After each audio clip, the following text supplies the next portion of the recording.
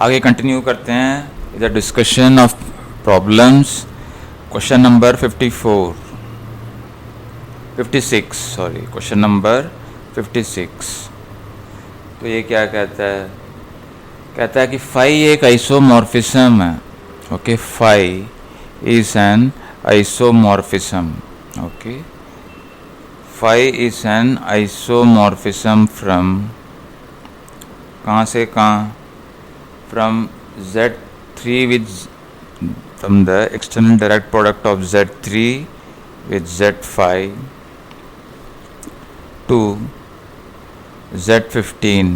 Okay, isomorphism है। और क्या दिया है? Phi at the element 2 3, value of phi at 2 3 is given to be 2। तो ऐसा होगा। तो इस केस में कहता है find the element in, find ऐसा कौन सा एलिमेंट होगा in the direct product of Z3 with Z5 that maps to 1, जिसकी इमेज होगी 1, दैट मैप्स टू 1। सो इसका सॉल्यूशन देखते हैं कैसा करते हैं।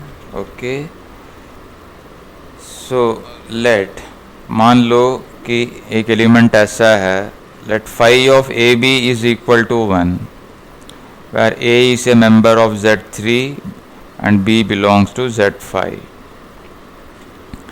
मान लो ए ऑन टू है तो एक एलिमेंट होना चाहिए, 1 to 1 है तो यूनिक होनी चाहिए। सो एक यूनिक ए बी मिलेगा हमें। ओके, अगर आइसोमॉर्फिज्म अगर है तो। सो दिस इम्प्लाइज 2 को लिख सकते हैं हम 1 + 1। सो 1 के बदले रखो phi of a b plus phi of a b, और you can say it is phi of a b into a b. Okay, operation preserving. Okay, operation preserving a b into the product of Z3 and Z5, or you can say A plus A addition में रख लो, से phi 2A, 2B which is equal to 2, और हम चाहते, और ये दिया हुआ है कि 2, 3 है। Okay, phi 2 3 is equal to 2। Okay, phi 2 3 it is equal to 2 since phi is 1 1, क्योंकि फाई 1 1 आइसोमॉर्फिज्म है, 1 to 1 है। So we must have 2A must be equal to 2 in Z3 and 2B must be equal to 3 in Z5। Okay, basically ये modulo है ये। Okay, basically 2A mod 3 equal to 2। तो A क्या क्या होगा इस केस में? ओके, देखो इसको चेक करना पड़ेगा और कुछ नहीं। There is no other way. Z3 के एलिमेंट्स क्या हैं? 0 1 2। इसमें क्या है? इसमें है 0 1 2 3 4। तो A इक्वल टू 1 अगर होगा, अगर A 1 रखेंगे, if A is equal to 1 तो 2A 2, तो इसमें तो कोई प्रॉब्लम नहीं है। अब इसमें 4 रख लो B। Okay, take B 4। मैंने बाकी चेक किया तब नहीं मिला, इसीलिए B आ रहा हूँ सीधा, नहीं तो अब 1 by 1 चेक करना पड़ेगा। सो 2 B 4 रखोगे, 8 हो गया, 8 को 5 से तो 8 मॉडलो 5 3 हो गया। सो सोल्यूशन है। सो क्योंकि आइसोमॉर्फिज्म है, therefore A is equal to 1 in Z3 and B is equal to 4 in Z5. Therefore phi of the element 1 4 it is equal to 1। अब इसी टाइप के क्वेश्चंस हैं कुछ आगे अगला। ओके, एक और क्वेश्चन कर लेते हैं। 57 क्या कहता है? If phi is an isomorphism. Okay, phi is an isomorphism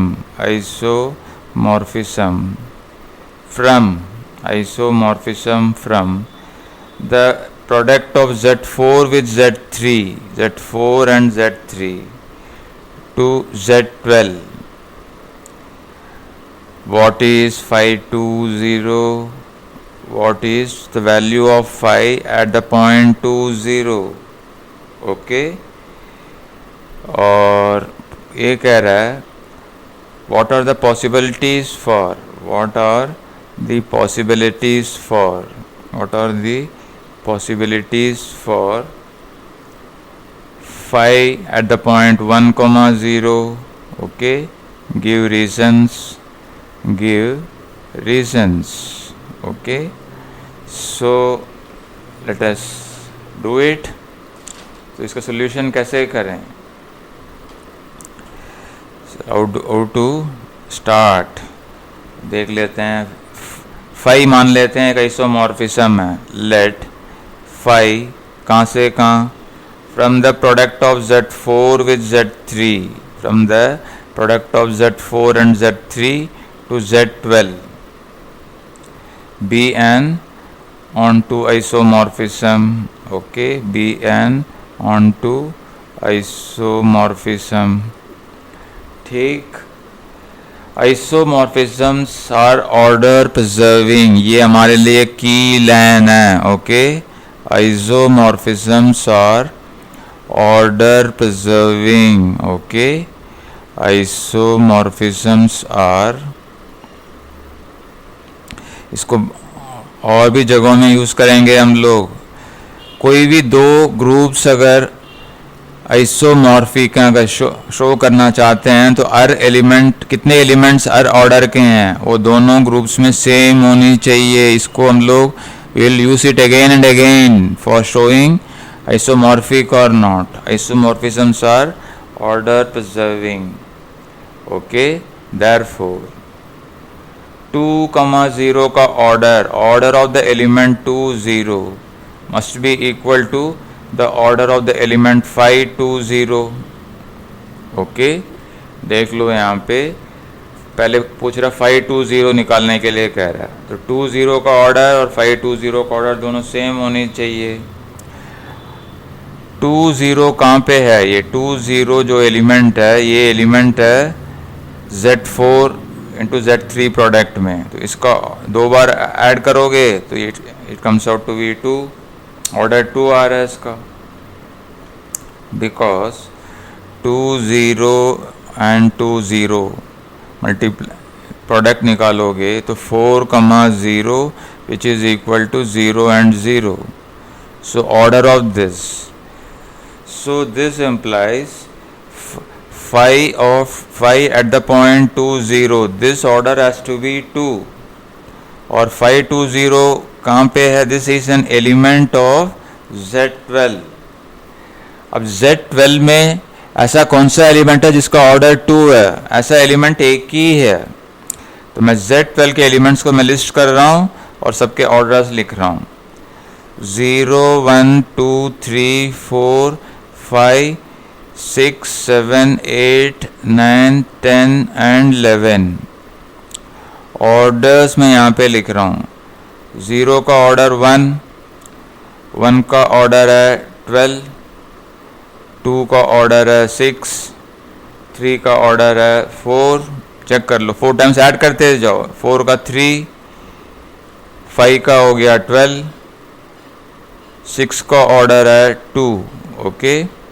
7 का ऑर्डर होगा फिर से 12 क्योंकि रिलेटिवली प्राइम टू 12 है ये, और 8 का ऑर्डर है 3, 3 बार ऐड कर लो, ओके 3 बार, और 9 का ऑर्डर कितना होगा, मुझे लगता है कि इसका 4 है, 36 डिविजिबल बाय 12, और 10 का ऑर्डर होगा 60, ओके 60 डिविजिबल बाय, और 11 का ऑर्डर हो गया 12 फिर से।